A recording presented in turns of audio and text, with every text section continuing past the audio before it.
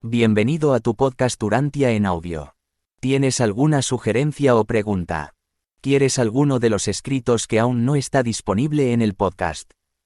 Para esto y más visita nuestra página de Facebook Urantia en audio o nuestra página web urantianeaudio.net.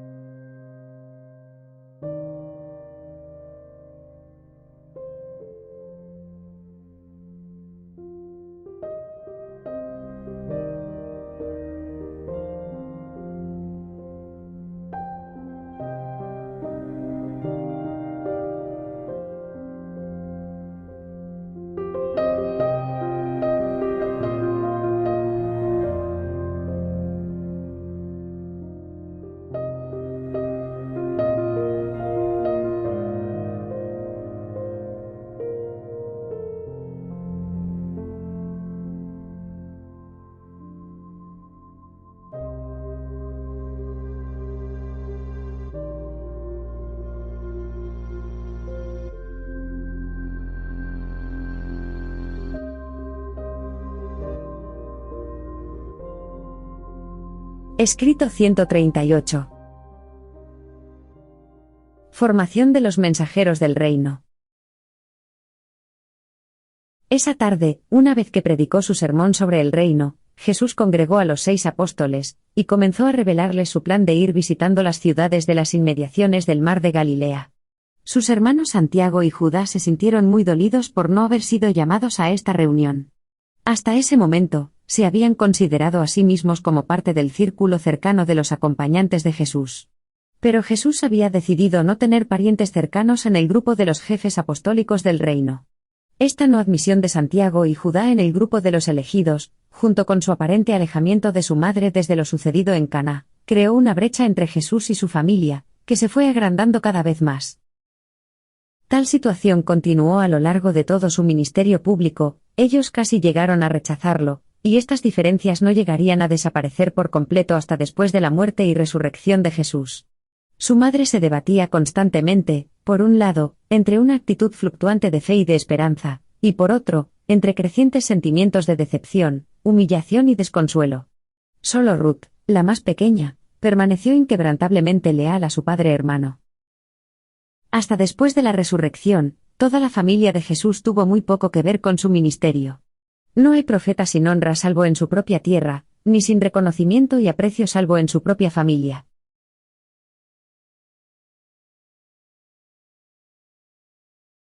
¡1! Instrucciones finales. Al día siguiente, domingo 23 de junio del año 26 después de Cristo, Jesús impartió sus últimas instrucciones a los 6. Les mandó que salieran de 2 en 2 para enseñar la buena nueva del reino. Les prohibió que bautizaran y les advirtió que no predicaran públicamente. Añadió que, más adelante, sí les sería permitido predicar en público, pero que, durante un tiempo y por distintos motivos, deseaba que adquiriesen experiencia práctica en el trato con las personas. Jesús se propuso que su primer viaje apostólico fuese por entero una labor de índole personal. Aunque este anuncio fue una especie de decepción para los apóstoles, reconocieron, al menos en parte, la razón que movía a Jesús para dar comienzo de esta manera a la proclamación del reino, y siguieron sus instrucciones animosos y con confiado entusiasmo. Los envió de 2 en 2, Santiago y Juan a Queresa, Andrés y Pedro a Cafarnaúm, en tanto que a Felipe y a Natanael a Tariquea. Antes de comenzar estas primeras 2 semanas de servicio, Jesús les anunció que deseaba ordenar a 12 apóstoles para que continuasen el trabajo del reino tras su partida, y autorizó a cada uno de ellos a elegir, entre sus primeros conversos, a algún hombre para que fuese miembro del cuerpo previsto de apóstoles. Juan expresó su opinión, preguntando: «Pero, maestro, ¿vendrán estos 6 hombres entre nosotros y compartirán todas las cosas igualmente con nosotros, que hemos estado contigo desde el Jordán, y hemos oído todas tus enseñanzas como preparación para esta, nuestra primera tarea por el reino?» Y Jesús le contestó: «Sí, Juan, los hombres que elijáis serán uno solo con nosotros, y vosotros les enseñaréis todo lo que atañe al reino, tal como yo os lo he enseñado». Tras decir esto, Jesús los dejó. Los 6 no acudieron a realizar su labor hasta no haber comentado entre ellos largamente las indicaciones de Jesús de que cada uno eligiese a un nuevo apóstol. Finalmente, se impuso el criterio de Andrés, y se marcharon a sus actividades. En esencia, Andrés dijo: «El maestro tiene razón, somos demasiados pocos para poder ocuparnos de todo el trabajo por hacer. Necesitamos más instructores, y el maestro ha depositado una gran confianza en nosotros al encomendarnos que escojamos a estos 6 nuevos apóstoles». Esa mañana, al separarse para atender cada cual su tarea, albergaban ocultamente en sus corazones un cierto desaliento. Sabían que iban a extrañar a Jesús, y además de su temor y cortedad de ánimo, no se habían imaginado que la inauguración del reino de los cielos se haría de aquel modo. Se había dispuesto que los 6 llevaran a cabo aquella labor durante 2 semanas, tras la que regresarían a la casa de Zebedeo para mantener una reunión. Entretanto, Jesús fue a Nazaret para hablar con José, Simón y otros miembros de su familia que vivían en los alrededores. Jesús hizo todo lo humanamente posible, compatible con su dedicación a la realización de la voluntad de su Padre, para mantener la confianza y el afecto de su familia. Él, en esta cuestión, cumplió perfectamente con sus obligaciones e incluso más. Mientras los apóstoles llevaban a cabo esta misión, Jesús pensó mucho en Juan, ya en aquel momento encarcelado. Sintió la gran tentación de usar sus latentes poderes para liberarlo, pero una vez más se resignó a aguardar la voluntad del Padre.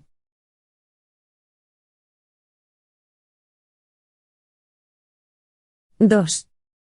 La elección de los 6. Este primer viaje misionero de los 6 fue sumamente satisfactorio. Todos ellos descubrieron el gran valor del contacto directo y personal con la gente. Volvieron a Jesús siendo totalmente conscientes de que, al fin y al cabo, la religión es exclusivamente, y por completo, una cuestión de experiencia personal. Empezaron a percibir el hambre de la gente común por oír palabras que les consolaran religiosamente y les alentara espiritualmente. Cuando se reunieron con Jesús, todos querían hablar al mismo tiempo, pero Andrés tomó las riendas de la conversación, y conforme los iba llamando uno a uno, cada cual presentaba debidamente su informe al maestro, y ofrecía sus propuestas de nombres para los 6 nuevos apóstoles.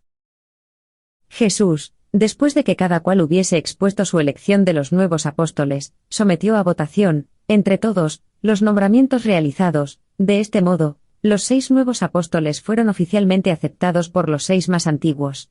Entonces, Jesús anunció que todos ellos visitarían a estos candidatos para llamarlos al servicio.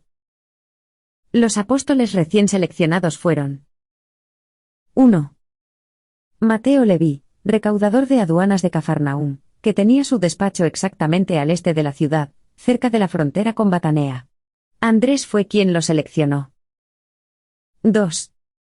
Tomás Dídimo, pescador de Tariquea y con anterioridad carpintero y albañil de Gadara. Felipe lo eligió. 3. Santiago Alfeo, pescador y agricultor de Queresa, fue escogido por Santiago Zebedeo. 4.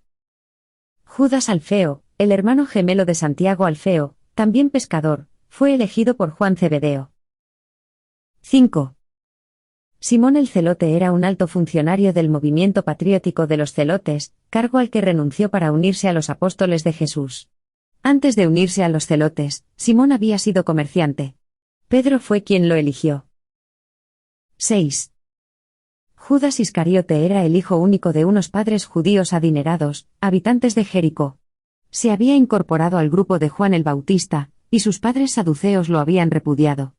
Estaba buscando trabajo en estas regiones, cuando los apóstoles de Jesús lo encontraron, y mayormente por su experiencia con las cuestiones pecuniarias, Natanael lo invitó a unirse a ellos. De entre los apóstoles, Judas Iscariote era el único originario de Judea. Jesús pasó todo un día con los 6, respondiendo a sus preguntas y escuchando los detalles de sus informes. Tenían muchas vivencias interesantes y provechosas que relatar. Reconocían ahora la sabiduría del plan del Maestro de enviarlos a trabajar de una manera sosegada y personal, antes de poner en marcha cualquier iniciativa de carácter público de mayor envergadura.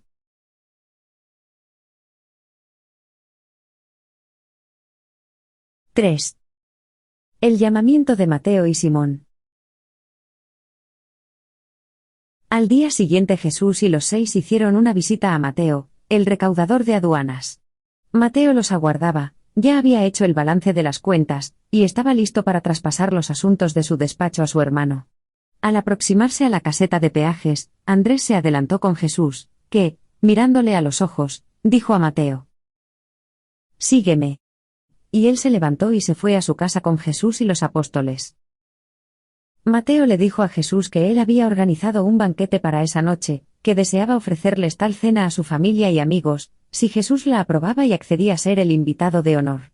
Y Jesús asintió, dando su consentimiento. Entonces Pedro llevó a Mateo aparte, y le comentó que él había invitado a un tal Simón a que se uniera a los apóstoles, asegurándose de que Mateo diera su aprobación para que Simón fuese también convidado al festín. Al mediodía, tras almorzar en casa de Mateo, fueron todos con Pedro a visitar a Simón el celote, a quien encontraron en su antiguo negocio, del que se encargaba ahora su sobrino. Cuando Pedro llevó a Jesús hasta Simón, el maestro saludó al apasionado patriota y solamente le dijo: «Sígueme». Todos volvieron a la casa de Mateo, donde hablaron mucho sobre política y religión hasta la hora de la cena. La familia Leví llevaba mucho tiempo dedicada a los negocios y a la recaudación de impuestos, así pues, a muchos de los que Mateo había invitado a este banquete los fariseos les habrían denominado publicanos y pecadores.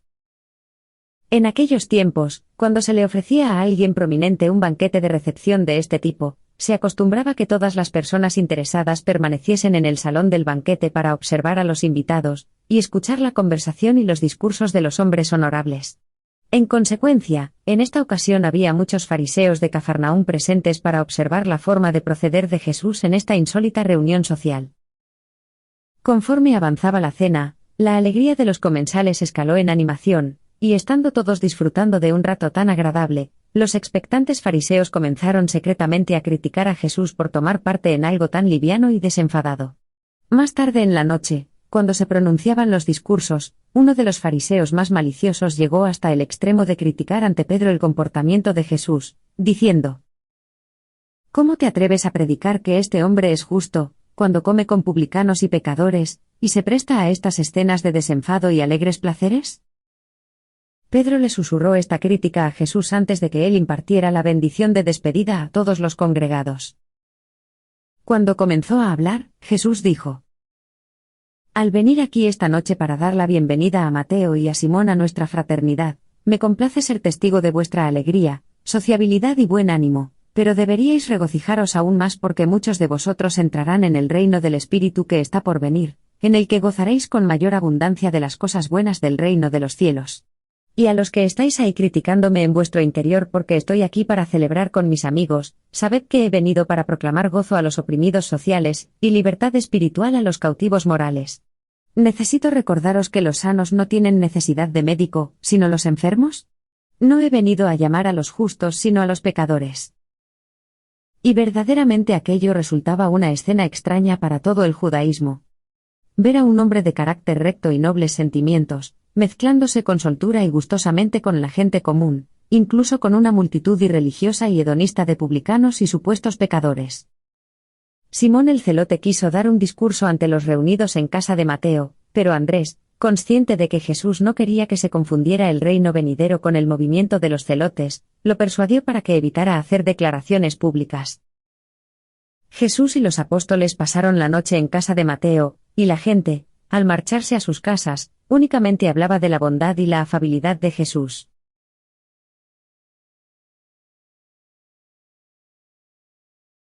¡4! El llamamiento de los gemelos. La mañana siguiente, los 9 se desplazaron por barco hasta Queresa, para llamar como correspondía a los siguientes 2 apóstoles, a Santiago y a Judas, los hijos gemelos de Alfeo, los candidatos elegidos por Santiago, y Juan Zebedeo. Ambos pescadores estaban a la expectativa de la llegada de Jesús y sus apóstoles y los aguardaban, pues, en la orilla. Santiago Zebedeo presentó al Maestro a los pescadores de Queresa, y Jesús, poniendo su mirada en ellos, asintió y dijo: «Seguidme». Esa tarde, en la que estuvieron todos juntos, Jesús les instruyó convenientemente sobre la asistencia a las reuniones festivas, y concluyó sus observaciones diciendo: «Todos los hombres son mis hermanos. Mi Padre Celestial no desprecia a ninguna de las criaturas de nuestra creación. El reino de los cielos está abierto para todos los hombres y mujeres. Nadie puede cerrar la puerta de la misericordia a un alma hambrienta que trate de entrar en él. Nos sentaremos a comer con todos aquellos que deseen oír del reino». Desde lo alto, en la mirada del Padre, todos los hombres son iguales. No os neguéis a partir el pan con un fariseo o un pecador, con un saduceo o un publicano, con un romano o un judío, con alguien rico o pobre, libre o esclavo. La puerta del reino está abierta de par en par para todos aquellos que deseen conocer la verdad y encontrar a Dios. Aquella noche, en una sencilla cena en casa de Alfeo, se recibió a los gemelos en la familia apostólica. Más tarde en la noche, Jesús dio a sus apóstoles su primera lección sobre el origen, la naturaleza y el destino de los espíritus impuros, pero no pudieron comprender el alcance de lo que les decía. Encontraban muy fácil amar y admirar a Jesús, pero muy difícil entender muchas de sus enseñanzas. Tras una noche de descanso, todo el grupo, que sumaban ya 11, se dirigió en barco a Tariquea.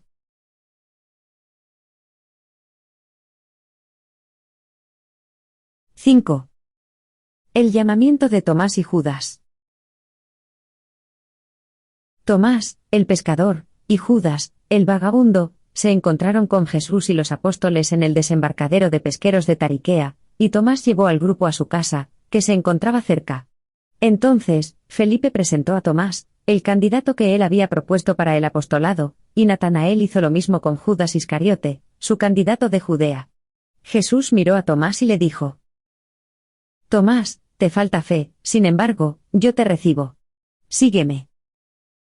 A Judas Iscariote, el maestro le dijo: Judas, somos todos de la misma carne, y al recibirte entre nosotros, ruego que seas siempre leal a tus hermanos galileos. Sígueme. Cuando habían descansado, Jesús llevó a los 12 aparte durante un tiempo para orar con ellos e instruirles en la naturaleza y obra del Espíritu Santo, pero de nuevo, y en gran medida, fueron incapaces de comprender el significado de esas magníficas verdades que él trataba de impartirles. Había quien comprendía un concepto y quien comprendía otro, pero ninguno de ellos alcanzaba a enterarse de la totalidad de sus enseñanzas. Siempre cometían el error de intentar adaptar el nuevo Evangelio de Jesús a sus viejos sistemas de creencias religiosas. No podían captar la idea de que Jesús había venido para proclamar un nuevo Evangelio de salvación, y establecer un nuevo camino de encontrar a Dios. No percibían que Él era una nueva revelación del Padre Celestial. Al día siguiente, Jesús dejó completamente solos a sus 12 apóstoles, quería que se conocieran y que estuvieran sin su compañía para que comentaran entre ellos lo que les había enseñado. El Maestro volvió para la cena, y durante las horas de la sobremesa, les habló sobre el ministerio de los serafines, y algunos de los apóstoles comprendieron sus enseñanzas. Descansaron durante una noche, y al día siguiente, se dirigieron en barco hacia Cafarnaúm. Zebedeo y Salomé se habían ido a vivir con su hijo David, para poder ceder su amplia casa a Jesús y a sus 12 apóstoles. Aquí Jesús pasó un sabbat tranquilo con sus mensajeros, ya elegidos, esbozó detenidamente los planes para proclamar el reino, y explicó convenientemente la importancia de evitar cualquier conflicto con las autoridades civiles, diciendo: Si los gobernantes civiles han de ser reprendidos, dejadme a mí esa tarea. Cuidaos de no hacer ninguna denuncia del César o de sus sirvientes. Fue aquella misma noche cuando Judas Iscariote llevó a Jesús a un lado para preguntarle por qué no se hacía nada para sacar a Juan de la prisión. Y Judas no quedó suficientemente satisfecho con la actitud de Jesús.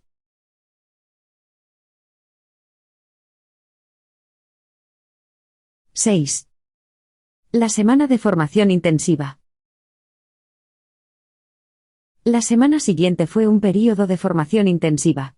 Todos los días, cada uno de los 6 apóstoles nuevos se ponía en manos del respectivo apóstol que lo había propuesto, y realizaba un estudio a fondo de todo lo que los primeros discípulos habían aprendido y experimentado, en su preparación para la labor del reino. Los apóstoles más antiguos repasaban detenidamente, en beneficio de los 6 más nuevos, las enseñanzas de Jesús impartidas hasta ese momento. Por las noches, todos ellos se reunían en el jardín de Zebedeo para recibir instrucción de Jesús. Fue entonces cuando Jesús estableció un día de descanso y esparcimiento a mediados de la semana. Y continuaron con este plan semanal de distensión durante el resto de la vida material del Maestro. Por regla general, los miércoles nunca llevaban a cabo sus actividades regulares. En este día festivo de la semana, Jesús, normalmente, se alejaba de ellos diciendo: Hijos míos, tomaros una jornada de ocio. Descansad de la ardua labor del reino, y disfrutad del estimulante efecto de volver a nuestras antiguas vocaciones o de descubrir actividades lúdicas nuevas. Aunque Jesús, en este período de su vida en la tierra, no precisaba realmente este día de descanso, se ajustó a este plan porque sabía que era lo mejor para sus compañeros humanos. Jesús era el preceptor, el maestro, sus acompañantes eran sus alumnos, los discípulos. Jesús procuró dejar claro a sus apóstoles la diferencia entre sus enseñanzas, y su vida entre ellos y las enseñanzas que más tarde podrían aparecer sobre él.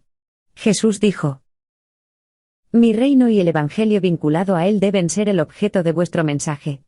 No os desviéis predicando sobre mí y sobre mis enseñanzas.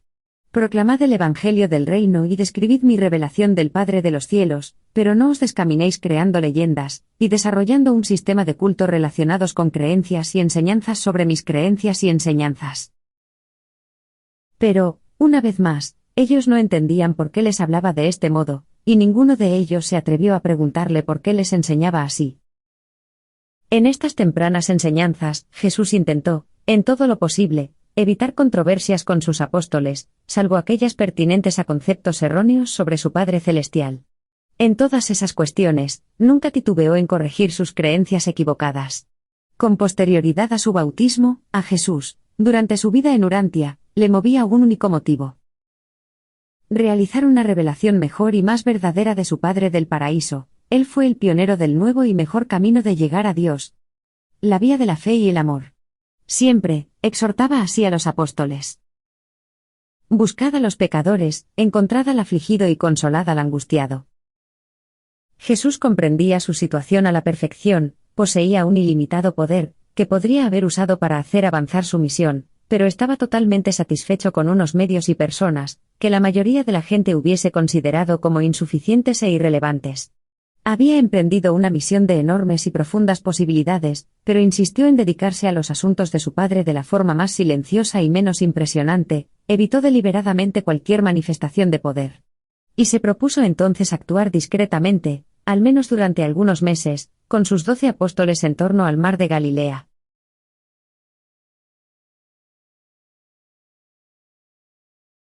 ¡7! Una nueva decepción. Jesús tenía previsto una apacible campaña misionera de labor personal durante 5 meses. No había comentado a los apóstoles cuánto tiempo duraría, trabajaban de semana en semana. Y temprano ese primer día de la semana, justo cuando estaba a punto de comunicarles este plan a sus 12 apóstoles, Simón Pedro, Santiago Zebedeo y Judas Iscariote vinieron a verlo para conversar privadamente con él. Llevando a Jesús aparte, Pedro se atrevió a decir: Maestro, venimos a petición de nuestros compañeros para preguntar si no es ya el momento propicio de entrar en el reino. ¿Y proclamarás el reino en Cafarnaúm o hemos de seguir hasta Jerusalén? ¿Y cuándo sabremos, cada uno de nosotros, el puesto que ocuparemos contigo cuando el reino se instaure? Y Pedro hubiera continuado haciendo más preguntas, pero Jesús levantó una mano en un gesto de reproche y lo interrumpió. Y haciendo señas a los otros apóstoles, que estaban cerca, para que se unieran a ellos, Jesús dijo: Hijos míos, ¿hasta cuándo os tendré que soportar? ¿No os he dejado claro que mi reino no es de este mundo? Os he dicho muchas veces que no he venido para sentarme sobre el trono de David, y entonces, ¿cómo es que estáis indagando qué lugar ocupará cada uno de vosotros en el reino del Padre? ¿No percibís que os he llamado como embajadores de un reino espiritual? ¿Es que no os dais cuenta de que pronto, muy pronto, me representaréis en el mundo y en la proclamación del reino tal como yo represento ahora a mi Padre que está en los cielos? Es posible que yo os haya elegido e instruido como mensajeros del reino, y aún así, no os percatéis de la naturaleza y la trascendencia de este reino venidero que tendrá preeminencia divina en el corazón de los hombres. Amigos míos, oídme una vez más. Desterrad de vuestras mentes la idea de que mi reino es un gobierno de poder o un reino de gloria. Efectivamente, pronto todo el poder en el cielo y en la tierra serán puestos en mis manos, pero no es la voluntad del Padre que empleemos esta dote divina para glorificarnos durante esta era. En otra era, en verdad os sentaréis conmigo en poder y gloria, pero nos corresponde ahora someternos a la voluntad del Padre, y seguir adelante en humilde obediencia para llevar a cabo su mandato en la tierra. Una vez más sus acompañantes se quedaron impresionados y perplejos. Jesús los envió de 2 en 2 para que orasen, pidiéndoles que volvieran a él al mediodía.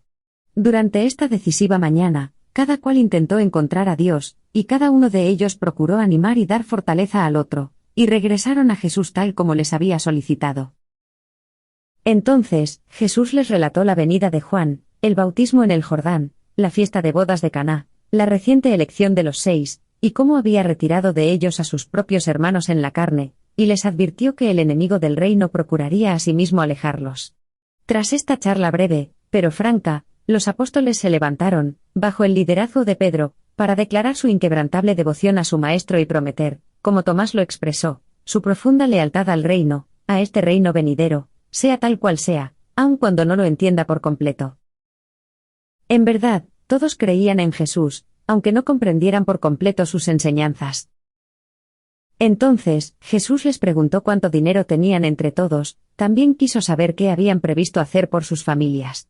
Cuando resultó que escasamente disponían de recursos suficientes para mantenerse 2 semanas, dijo: «No es la voluntad de mi Padre que comencemos nuestra obra de esta manera.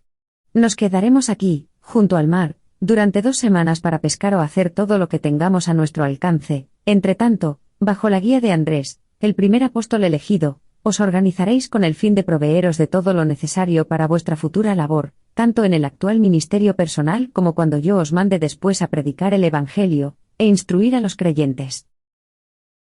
Todos se regocijaron profundamente con estas palabras. Se trataba del primer indicio claro y seguro de que Jesús planeaba más adelante tomar iniciativas de carácter público de mayor impacto y trascendencia. Los apóstoles pasaron el resto del día organizándose de la mejor manera posible, y ultimando los arreglos necesarios para las barcas y las redes, con objeto de salir a pescar al día siguiente. Todos habían tomado la decisión de dedicarse a la pesca, la mayoría de ellos habían sido pescadores, incluso Jesús era un experto barquero y pescador. Él, con sus propias manos, había construido muchas de las barcas que ellos usarían en esos pocos años siguientes. Y eran buenas y fiables. Jesús les instó a que pescaran durante 2 semanas, añadiendo: «Y luego saldréis para convertiros en pescadores de hombres». Pescaban en 3 grupos, cada noche, Jesús iba con uno diferente. Y cuánto disfrutaron de su presencia. Era buen pescador, compañero animoso y alentador amigo, cuanto más trabajaban con él, más lo amaban. Mateo dijo un día: «Cuanto más entiendes a algunas personas, menos las admiras, pero a este hombre, incluso conociéndole cada vez menos, más lo amo». Este plan de pescar 2 semanas, y salir 2 semanas para llevar a cabo su labor personal en nombre del reino, se prolongó durante 5 meses, e incluso hasta finales de este año, el 26 después de Cristo, hasta después de que se pusiera fin a esas persecuciones dirigidas en particular contra los discípulos de Juan, tras su encarcelamiento.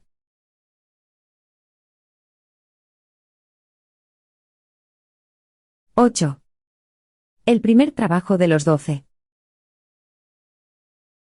Tras vender el pescado capturado en las 2 semanas, Judas Iscariote, el escogido para actuar en calidad de tesorero de los 12, dividía los fondos apostólicos en 6 partes iguales, habiéndose ya aprovisionado los recursos para el cuidado de las familias que los necesitaran. Y entonces, cerca de mediados de agosto del año 26 después de Cristo, se marcharon de 2 en 2 para actuar en los lugares asignados por Andrés. Las primeras 2 semanas, Jesús salió con Andrés y Pedro, las 2 segundas semanas, con Santiago y Juan, y así sucesivamente, con las otras parejas en el orden de su elección. De esta manera, él pudo ir, al menos una vez, con cada una de estas, antes de convocarlas para dar comienzo a su ministerio público. Jesús les enseñó a predicar el perdón de los pecados mediante la fe en Dios sin penitencia o sacrificios, y que el Padre que está en los cielos ama a todos sus hijos con el mismo amor eterno. Ordenó a sus apóstoles que se abstuvieran de comentar. 1. La labor y el encarcelamiento de Juan el Bautista. 2. La voz oída en su bautismo. Jesús dijo: «Solamente aquellos que oyeron la voz pueden referirse a ella. Hablad únicamente de las cosas que habéis oído de mí, no habléis de rumores». 3. La conversión del agua en vino en Caná. Jesús les encargó seriamente, diciendo: «No digáis a nadie lo del agua y el vino». Pasaron momentos magníficos durante esos 5 o 6 meses, en los que trabajaban de pescadores cada 2 semanas alternas, ganando el dinero suficiente para su sustento, mientras viajaban durante las 2 semanas siguientes en su labor misionera por el reino. La gente común se quedaba maravillada ante las enseñanzas y el ministerio de Jesús y sus apóstoles.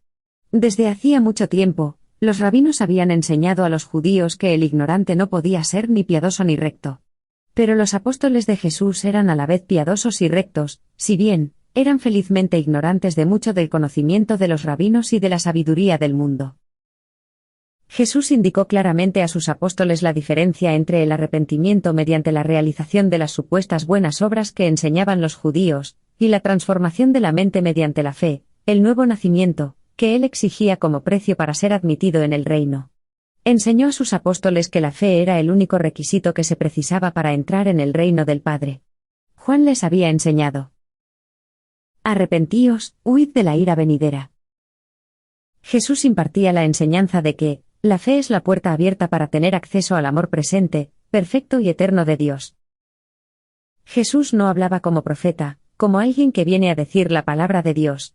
Parecía hablar de sí mismo como alguien que ostentaba autoridad. Jesús procuraba desviar la atención de sus mentes, de la búsqueda del milagro hacia el descubrimiento de una vivencia verdadera y personal, ante la satisfacción y la certeza de la inhabitación en ellos del Espíritu de Dios, de amor y gracia salvadora. Los discípulos aprendieron muy pronto que el Maestro tenía un profundo respeto y una misericordiosa consideración por cualquier ser humano con el que se encontrara, y estaban extraordinariamente impresionados ante esta atención que persistente e invariablemente brindaba a toda clase de hombres, mujeres y niños. A veces, hacía una pausa en medio de algún profundo discurso para salir al camino y hablarle palabras de ánimo a una mujer que pasaba por allí, sobrecargada con el peso de su cuerpo y de su alma. Interrumpía una importante conversación con sus apóstoles para fraternizar con un niño algo inoportuno. Para Jesús no parecía haber nada más importante que ese ser humano que por casualidad se hallaba en su inmediata presencia. Él era preceptor y maestro, pero incluso algo más, era también amigo y vecino, un compañero comprensivo. Aunque la enseñanza pública de Jesús consistía principalmente en parábolas y discursos breves, instruía sistemáticamente a sus apóstoles mediante preguntas y respuestas. Durante sus posteriores discursos públicos, siempre haría una pausa para responder a las preguntas que sinceramente le hacían. En un principio, los apóstoles se quedaron impactados por el modo en el que Jesús trataba a las mujeres, pero pronto se acostumbraron. Les dejó muy claro que, en el reino, se debería otorgar a las mujeres los mismos derechos que a los hombres.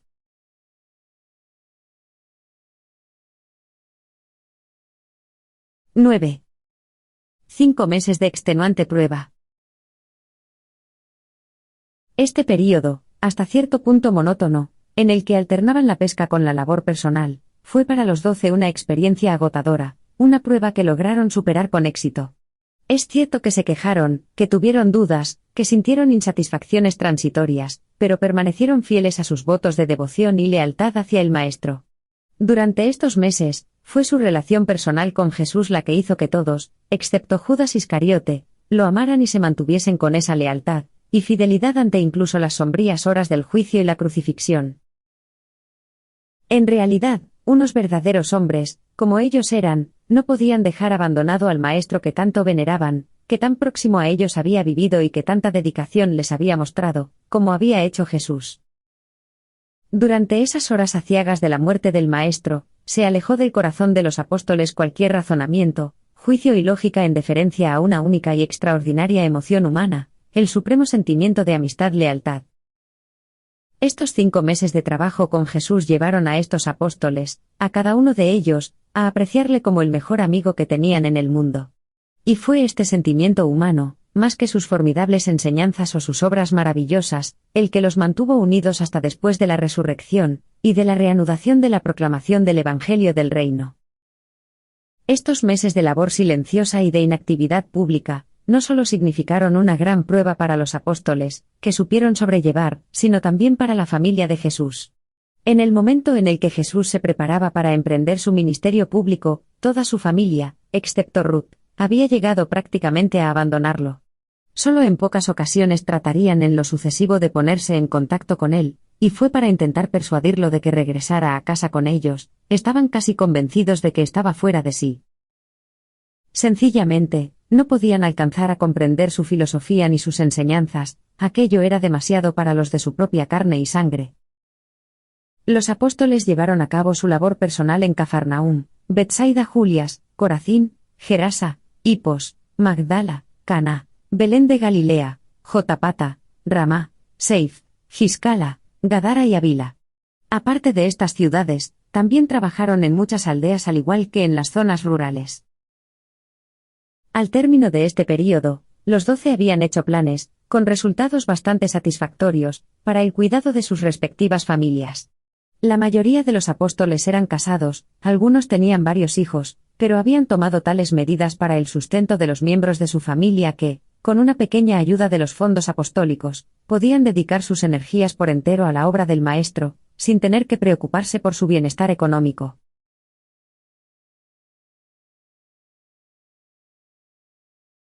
¡10! Organización de los 12. Pronto, los apóstoles se organizaron de la siguiente manera. 1. Andrés, el primer apóstol en ser elegido, se le nombró presidente de las comisiones y director general de los 12. 2. A Pedro, Santiago y Juan se les nombraron acompañantes personales de Jesús. Tendrían que asistirlo día y noche, ocuparse de sus diversas necesidades materiales, y estar con él en esas vigilias nocturnas de oración y misteriosa comunión con el Padre Celestial. 3. A Felipe se le designó como encargado de abastecimientos del grupo. Su deber era proporcionar los alimentos y comprobar que los visitantes, e incluso a veces el gran número de personas que asistían, tuvieran algo para comer. 4. Natanael velaba por las necesidades de las familias de los 12 apóstoles. Regularmente, recibía notificación sobre las condiciones en las que se encontraban estas familias, y solicitando los convenientes fondos a Judas, el tesorero, se los enviaba a aquellas que los necesitaran. 5. Mateo era el gestor de la economía del cuerpo apostólico. Su deber era asegurarse de que hubiese un equilibrio presupuestario, y de que las arcas estuviesen repletas. Si no se conseguían fondos para su propio sustento, si no se recibían donativos suficientes para que el grupo pudiese mantenerse, Mateo estaba autorizado para ordenar a los 12 a que regresaran a sus redes de pescadores durante algún tiempo. Pero esto no fue nunca necesario desde que comenzaron su trabajo público, él siempre disponía en las arcas de fondos suficientes para sufragar sus actividades. 6. Tomás se hizo cargo de los desplazamientos. Recayó sobre él la responsabilidad de organizar el hospedaje, y de forma general, elegir los lugares en los que se impartirían las enseñanzas y las predicaciones, garantizando de este modo un itinerario sin dificultades ni demoras. 7. A Santiago y Judas, los hijos gemelos de Alfeo, se les asignó la gestión de las multitudes. Su tarea era reclutar a un número suficiente de personas que ayudaran, durante la predicación, a mantener el orden en las muchedumbres. 8. A Simón el Celote se le encargó de las actividades recreativas y lúdicas. Gestionaba el programa de los miércoles, y procuraba asimismo proporcionar algunas pocas horas al día de esparcimiento y distracción. 9. A Judas Iscariote se le nombró tesorero. Llevaba la bolsa del dinero. Pagaba todos los gastos y llevaba las cuentas. Hacía las previsiones presupuestarias de semana en semana para Mateo, e igualmente le presentaba a Andrés los informes semanales. Judas abonaba los fondos con la autorización de Andrés. Esta era la manera en la que los 12 actuaron desde su temprana organización, hasta el momento en el que fue necesario realizar una reorganización, debido a la deserción de Judas, el traidor. El Maestro y sus discípulos apóstoles continuaron viviendo de este modo sencillo hasta el domingo 12 de enero del año 27 después de Cristo, momento en el que Él los convocó, y les ordenó debidamente como embajadores del reino y predicadores de su buena nueva. Y poco tiempo después, se dispusieron a salir para Jerusalén y Judea, en su primer viaje de predicación pública.